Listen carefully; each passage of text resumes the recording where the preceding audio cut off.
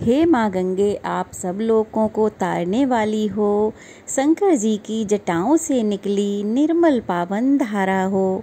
आपके चरणों में मेरा मन स्थिर हो जाए, बस यही मेरी कामना है।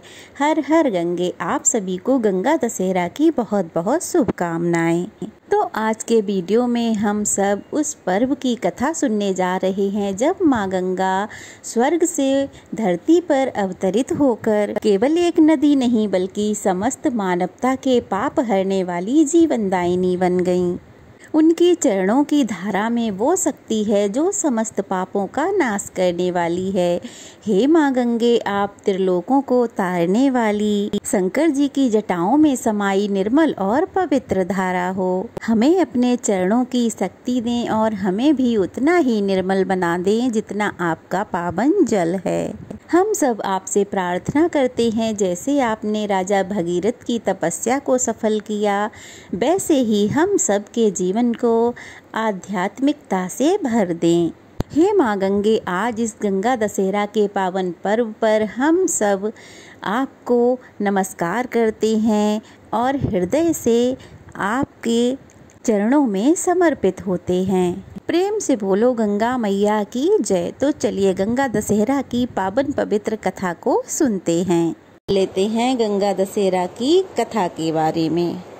एक पौराणिक कथा के अनुसार प्राचीन काल में अयोध्या नगरी में राजा भागीरथ हुआ करते थे, जिन्हें मर्यादा पुरुषोत्तम श्री राम का पूर्वज माना जाता है।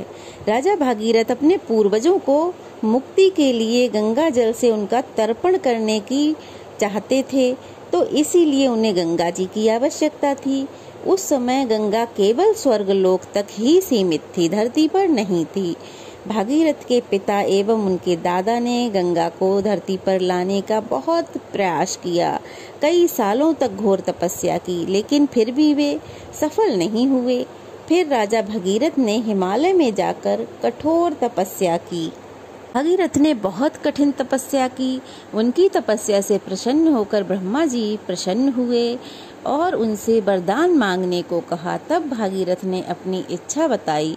ब्रह्मा जी बोले, राजन, तुम गंगा का अवतरण पृथ्वी पर चाहते तो हो, लेकिन क्या पृथ्वी गंगा के भार और वेग को सहन कर पाएंगी? गंगा के वेग को संभालने की शक्ति केवल भगवान शिव में है, इसीलिए तुम्हें भगवान शिव को प्रसन्न कर उन्हें अनुग्रह प्राप्त करना चाहिए। ब्रह्मा जी के कहे अनुसार भागीरथ ने भगवान शिव को प्रसन्न किया, उनकी तपस्या की। उनकी तपस्या से प्रसन्न होकर ब्रह्मा जी ने गंगा की धारा को अपने कमंडल से छोड़ा और शिव ने गंगा की धारा को अपनी जटाओं में समेटकर जटा बांध ली।